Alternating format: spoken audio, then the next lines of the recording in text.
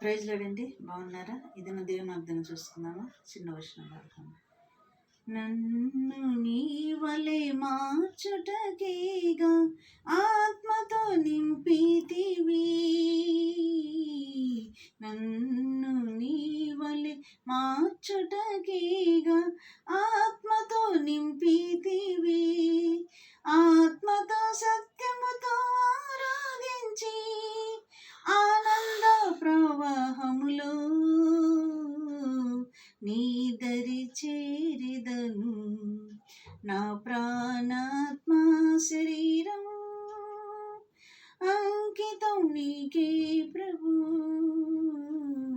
అంకితం నీకే. ఇది నా దేవుని అర్థం చూసుకుందామండి. సామెతలు 20వ అధ్యాయము 27వ వచనం చూసుకుందాం. నరుని ఆత్మ యెహోవా పెట్టిన దీపము. అందుకనే భక్తులు పాడుకున్నారు ఏమని? నా ప్రాణ ఆత్మ శరీరం నీకు అంకితం ప్రభు అని. నరుని ఆత్మ యెహోవా పెట్టిన దీపము.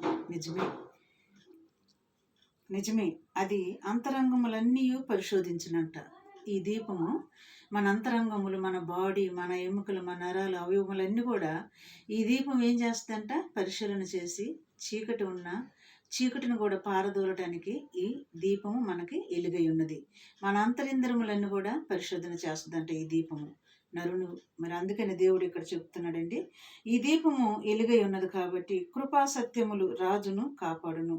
కృప వలన అతడు తన సింహాసనమును స్థిరపరచుకును. ఏ రాజైనా, ఏ ప్రధానైనా, ఎవరైనా దేవుని కృప వలనే తన సింహాసనములను స్థిరపరచుకుంటారు. దేవుని ఆజ్ఞ లేనిది ఎవరికి కూడా అలాంటి హోదా రాదండి. దేవుని కృప ఉంటేనే ఎవరినైనా రాజులను చేయాలన్నా, మంత్రులు చేయాలన్నా ఆయన కృపే కావాలి. కానీ నరుని ఆత్మ ఎవరి దీపం? ఇది యెహోవా పెట్టిన దీపం అని చెప్తున్నాడు ఇక్కడ.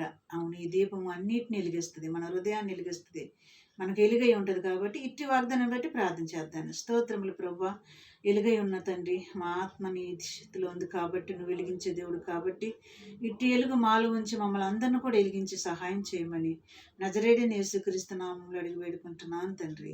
ఆమేన్. God bless you.